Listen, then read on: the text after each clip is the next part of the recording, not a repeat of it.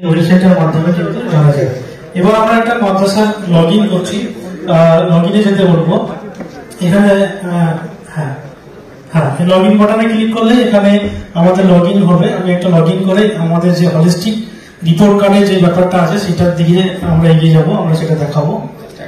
তাহলে আপনারা কিন্তু বলছে আপনারা ব্যাপারটা বুঝতে পেরেছেন তো। এমএমএস পোর্টাল বলে একটা পোর্টাল আছে, সেখানে যে অ্যাড্রেস আছে সেখানে গেলে এইরকম আপনার একটা লগ ইন পেজ আসবে।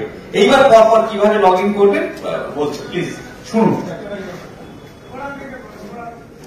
বলছি মাদ্রাসার যে লগ ইন পেজ আছে, লগ ইন পেজে আসলে এরকম একটা আসবে।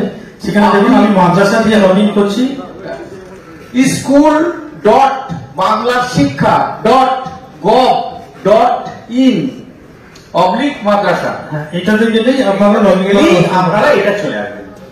আপনাদের যে ডাইস কোড আছে সেই ডাইস কোড সহ এবং প্রত্যেকটা মাদ্রাসার পাসওয়ার্ড দেওয়া হয়েছে, পাসওয়ার্ড দিয়ে আপনারা লগ ইন করলে এটা আসবে। এই স্ক্রিনটা লগ ইনে আসছে। এখানে দেখুন যে স্টাফ এবং স্টুডেন্ট সংখ্যা কতগুলো